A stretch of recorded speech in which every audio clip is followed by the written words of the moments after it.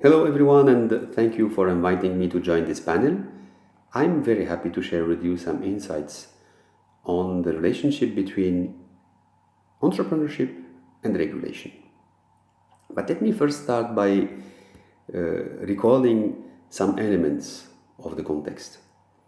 With the advent of the digital age, changes have become more unpredictable and faster than ever, making market regulation more difficult. Worse, it has become almost impossible for the regulator to foresee changes in the rules of the game, and even less to control the players of the digital transformation. Information technology applications are exploding, especially with the proliferation of startups that today claim to be the vehicle of growth and innovation. The success of startups like Uber or Airbnb has not been without altercation with the traditional actors of the sector, nor with the regulatory authorities. Know that some countries prohibit the access of these or some of these startups to their economy or to their market as a protection measure of their economy to the detriment of the consumer interest, which is paradoxical. Not to spread too much on these measures, which cannot last very long, by the way, I will address an important aspect of entrepreneurship that innovators must consider when launching a disruptive business or a disruptive business model with an expected high impact on the value chain. Business modeling of a tech startup covers many dimensions of risk and requires multiple iteration before being ready for success or for successful implementation. During the phase of maturation, the startup remains very vulnerable and must find the right ground to develop far from the hostility of the environment.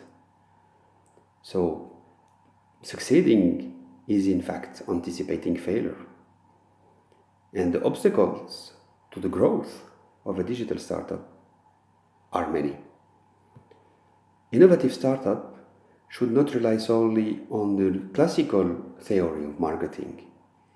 In addition to the 7 P's of the marketing mix, I remind them product, location, price, promotion, people, process, and physical proof.